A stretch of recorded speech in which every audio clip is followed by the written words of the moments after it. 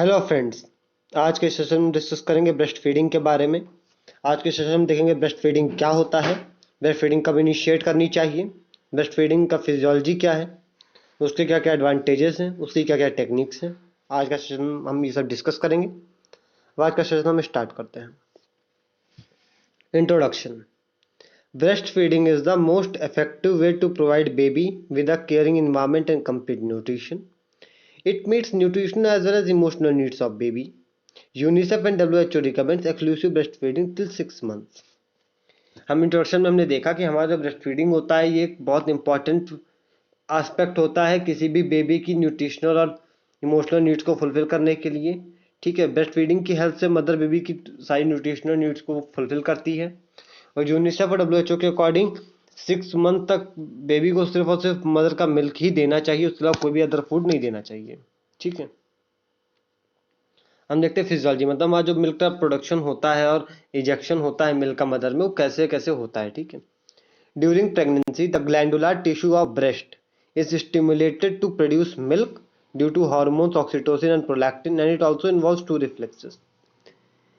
हमारा प्रेगनेंसी के टाइम पे मदर में दो हार्मोन्स होते हैं, ऑक्सीटोसिन और प्रोलैक्टिन, जिनकी हेल्प करते हैं मदर को मिल्क प्रोडक्शन में। और बेबी की डिलीवरी के बाद इन्हीं हार्मोन्स की हेल्प से मिल्क जो होता है वो ब्रेस्ट से बाहर इजेक्ट आउट होता है ब्रेस्ट से बच्चे के माउथ में। ठीक है, इसमें दो रिफ्लेक्सेस आते हैं हमारे।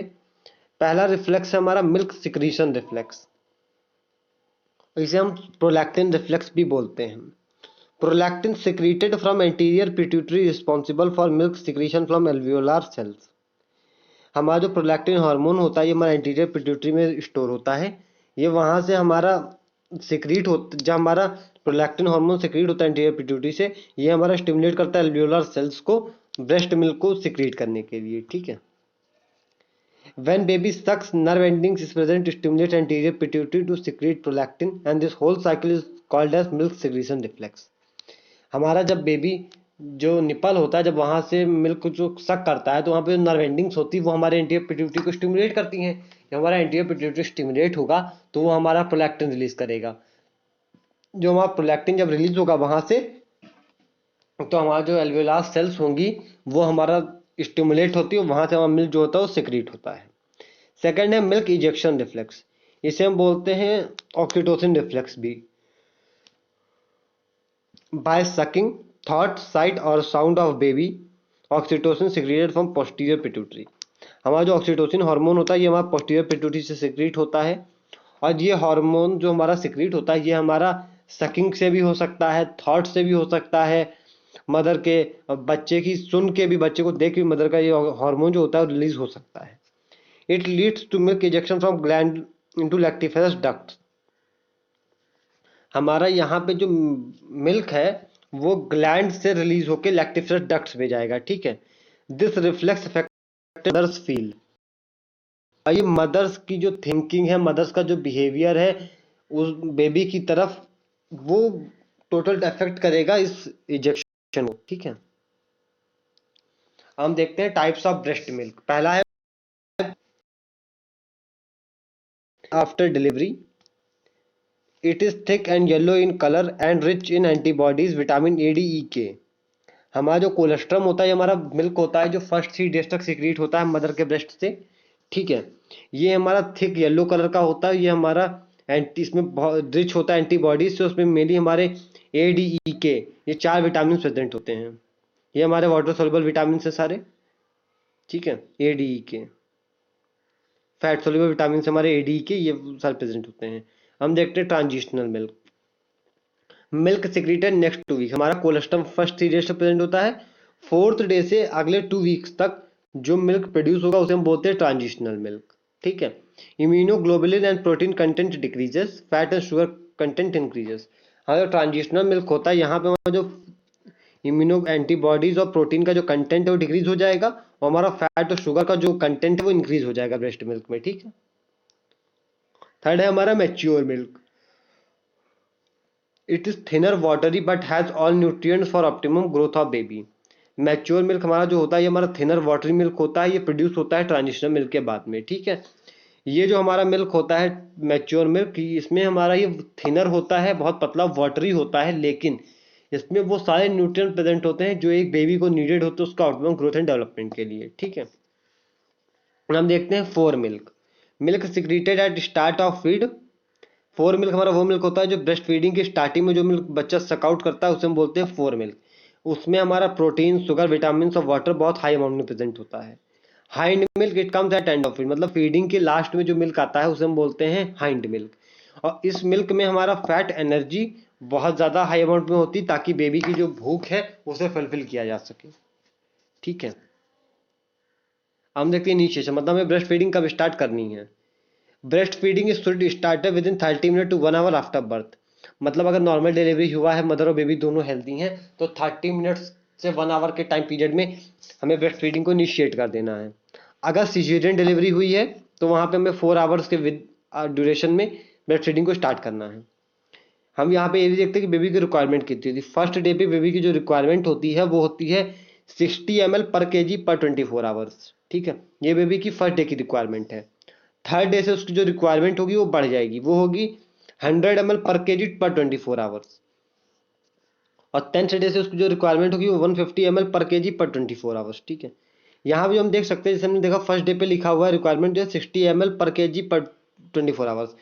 इसका मतलब ये है कि बेबी की हर 1 किलो के वेट के लिए 60 ml हमें ब्रेस्ट फीडिंग देनी होती है। जैसे कि अगर किसी बेबी का वेट 4 kg है तो उसको हम 240 ml 24 आवर्स में उसे ब्रेस्ट फीड कराना है। ठीक है, इस हिसाब से 60 × 4 इस हिसाब से हम कैलकुलेट करते हैं। ठीक है, ये हमारा हो गया इनिशिएशन और रिक्वायरमेंट्स। हम देखते हैं फ्रीक्वेंसी, मतलब कि हमें कितनी बार ब्रेस्ट फीडिंग कितने टाइम पीरियड में करानी चाहिए। During first 24 hours mother feed baby every 2 to 3 hours. मतलब बेबी के बर्थ होने के बाद से 24 आवर्स के टाइम पीरियड में बच्चे को हर 2 to 3 आवर्स के ड्यूरेशन पे मदर्स को ब्रेस्ट फीड कराएगी। ठीक है, second, at end of first week every 3 to 4 hours. और जब फर्स्ट वीक एंड हो जाएगा उसका ड्यूरेशन उसका बढ़ा के 3 to 4 आवर्स हो जाएगा। ठीक है, हर 3 to 4 आवर्स में उसको ब्रेस्ट फीडिंग कराई जाएगी। Baby should be feed on demand, no restriction on number of times to be fed. इसका मतलब यह है कि जो हम जैसे हमने डिसाइड किया कि 3 to 4 आवर्स पे ब्रेस्ट फीडिंग करानी है, लेकिन अगर उस फिक्स टाइम पीरियड से पहले अगर बच्चा भूखा होता है, अगर वो हंग्री होता है, तो मुझसे उस टाइम पे ब्रेस्ट फीडिंग करानी है। कोई जरूरी नहीं कि जो टाइम डिसाइडेड उसी टाइम पे कराया जाए। ठीक है, हम देखते हैं टेक्निक्स ऑफ ब्रेस्ट फीडिंग, मतलब कि कैसे कैसे क्या क्या पोजीशन मदर को दी जाती है, क्या बच्चे को कैसे पोजीशन दी जाएगी, ये सारी चीजें। ठीक है, सबसे पहले हम देखते हैं position of mother and baby. पहला, mother should be in sitting और लाइंग पोजीशन। यहाँ पे या तो मदर सिटिंग पोजीशन में होगी या फिर लाइंग डाउन होगी। ठीक है, second, mother hold baby keeping in mind. Mother जो होगी वो बच्चे को होल्ड करेगी, कुछ जो हमारे पॉइंट्स होते हैं उनको माइंड में रख के। पहला क्या है, हेड एंड बॉडी स्ट्रेट, बच्चे का जो हेड और बॉडी होगी वो straight होनी चाहिए, पहला। दूसरा, baby's nose opposite to nipple. Second हमारा ये कि बेबी का जो नोज होता है वो मदर के निप्पल के अपोजिट होना चाहिए। ठीक। Third, baby's body close to her body. जो बच्चे की बॉडी है वो मदर की बॉडी के एकदम क्लोज होनी चाहिए, एकदम एकदम ही क्लोज होनी चाहिए। ठीक। Fourth, whole baby body supported, और मदर अपने हैंड से जो बेबी की बॉडी है उसे सपोर्ट करेगी नीचे से। ठीक। मदर सपोर्ट हर ब्रेस्ट, और मदर क्या करेगी, अपने एक हैंड से बेबी को सपोर्ट करेगी और सेकंड हैंड से अपने ब्रेस्ट को सपोर्ट करेगी ताकि बेबी को ब्रेस्ट फीडिंग करने में इजी हो। ठीक है। सेकंड हमारा आएगा लैचिंग और attachment of baby to the breast. यहाँ पे हम देखेंगे कि बेबी का जो माउथ है वो ब्रेस्ट से कैसे अटैच होना चाहिए। पहला, after proper positioning the baby's cheek is touched with the nipple. Baby का जो मतलब पोजीशन देने के बाद हम ये देखेंगे बेबी के जो चीक है वो निपल से टच होने चाहिए, पहला। दूसरा, due to rooting reflex baby quickly turns his face toward the breast and start sucking. जब हम ऐसा करेंगे कि बेबी के चीक जो है वो निपल को टच करेगा, तो बेबी अपने रूटिंग रिफ्लेक्स की हेल्प से अपने आप ही अपना माउथ टर्न करेगा और उसका माउथ अपने आप जाके ब्रेस्ट की निपल पे स्टक आउट हो जाएगा, वहां पे उसको सकिंग वो चालू कर देगा। ठीक है, और बेबी सक करेगा, स्टॉप करेगा, फिर सक करेगा, फिर स्टॉप करेगा। बेबी ये रेगुलरली प्रोसेस करता रहेगा। हम देखते हैं science of good and bad attachment. हम यहाँ पे हम देखेंगे कि जो हमने इससे पहले टेक्निक्स यूज़ की थी, तो वो टेक्निक्स से जब जो बेबी अटैच किया है ब्रेस्ट फीडिंग के लिए, वो कौन कौन से साइन होते हैं गुड अटैचमेंट के, कौन कौन से होते हैं पुअर अटैचमेंट के। पहले हम देखते हैं good attachment. Baby mouth is wide open, बच्चे का जो माउथ है एकदम पूरा खुला होना चाहिए। दूसरा, बेबी चिन टचेस ब्रेस्ट, बेबी की जो चिन है वो मदर के ब्रेस्ट को टच कर रहा है। तीसरा, एरियोला नॉट विजिबल, जो मदर का एरियोला होता है निप्पल पे जो प्रेजेंट होता है वो हमें बाहर विजिबल नहीं होना चाहिए।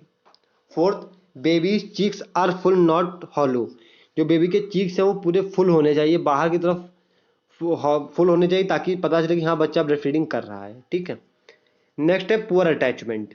पुअर अटैचमेंट के साइन में सबसे पहला एरियोला विजिबल, मदर का जो एरियोला है वो हमें बाहर दिख रहा है पहला। दूसरा, baby tongue back inside mouth. Second sign, अगर बच्चे की जो टंग है वो माउथ में रोल आउट हो गई पीछे की तरफ, तो ये पुअर अटैचमेंट का साइन है, ठीक है। अब हम देखते हैं एडवांटेजेस। हम देखेंगे कि हमारा ब्रेस्ट फीडिंग के एडवांटेज मदर को क्या क्या होते हैं और बेबी को कौन कौन। पहले हम बेबी का देखते हैं। पहला, होलसम फूड, बच्चे को उसकी न्यूट्रिशन नीड फुलफिल हो रही है। लोअर्स रिस्क ऑफ इन्फेक्शन, क्योंकि हमारा जो ब्रेस्ट मिल्क होता है उसमें बहुत सारी एंटीबॉडीज होती है, उससे इन्फेक्शन को प्रिवेंट होगा बेबी। प्रोटेक्ट फ्रॉम एलर्जी, उसमें हमारी बहुत सारी इम्यूनोग्लोबुलिन्स होती है जो हमारा एलर्जिक रिएक्शंस को प्रिवेंट करती हैं। अगला, थेरेपेटिक इफेक्ट, ये हमारा बेबी को एक मेडिकेशन की तरह भी काम करता है। अगला, फिजियोलॉजिकल एडेप्टेशन, हमारा जो मदर का मिल्क होता है वो बेबी को बहुत हेल्प करता है अपने इन्वायरमेंट में सेटल होने के लिए नीड्स के अकॉर्डिंग। अगला, इकोनॉमिकल फैक्टर्स। इकोनॉमिकल फैक्टर्स का मतलब यह है कि जो ब्रेस्ट मिल्क होता है वो उसमें उसके लिए कोई पैसे की जरूरत नहीं होती मदर को, वो मदर को बॉडी में ही होता है, इसलिए उसके कोई पैसे या कुछ भी नीड नहीं होती। अगला, इमोशनल बॉन्डिंग। इमोशनल बॉन्डिंग का मतलब यह है कि ब्रेस्ट फीडिंग की हेल्प से मदर और बेबी के बीच जो बॉन्डिंग होती है इमोशनल लव एंड अफेक्शन की, वो इंक्रीज होती है, ठीक है। हम देखते हैं फॉर मदर, मतलब मदर को क्या क्या हेल्प होती है, मतलब क्या क्या एडवांटेज है ब्रेस्ट फीडिंग से। पहला, lactation suppresses ovulation, act as natural contraceptives. जो मदर लैक्टेशन मतलब जो मदर ब्रेस्ट फीडिंग कराती है अपने बच्चे को, उसकी हेल्प से लैक्टेशन के टाइम पे मदर का जो ओव्यूलेशन प्रोसेस होता है वो सप्रेस हो जाता है। तो जब ओव्यूलेशन नहीं होगा तो वो एक नेचुरल कॉन्ट्रासेप्टिव्स का वर्क करता है, पहला। दूसरा, lowers risk of ovarian breast cancer, जो मदर्स ब्रेस्ट फीडिंग कराती हैं नॉर्मली अपने बेबी को, उनको ओवेरियन और ब्रेस्ट कैंसर का जो रिस्क होता है बहुत रिड्यूस हो जाता है। Third, convenient for mother to give baby, ये मदर को बहुत इजीली कभी भी मदर बच्चे को दे सकती है, उसको कोई भी प्रिपरेशन की जरूरत नहीं होती है। जिस भी समय बेबी को डिमांड हो या बेबी का टाइम हुआ उस समय मदर ब्रेस्ट फीड करा सकती है बेबी को, कहीं भी किसी भी कंडीशन में, किसी भी इन्वायरमेंट की या किसी भी टेक्निक या किसी भी अदर मटेरियल की जरूरत नहीं होती। जैसे कि जो हमारा बॉटल वाला मिल्क होता है या हमारा पैकेट का मिल्क होता है उसे हॉट करना, उसे वार्म करना पड़ता है पहले, फिर बॉटल में रखना पड़ता है, सारी चीज़ों की नीड होती है। ये कन्वीनियंट है मदर के लिए ज़्यादा। अगला, help mother loss extra weight, breast feeding की वजह से मदर जो अपना एक्स्ट्रा वेट होता है उसे लूज कर सकती है।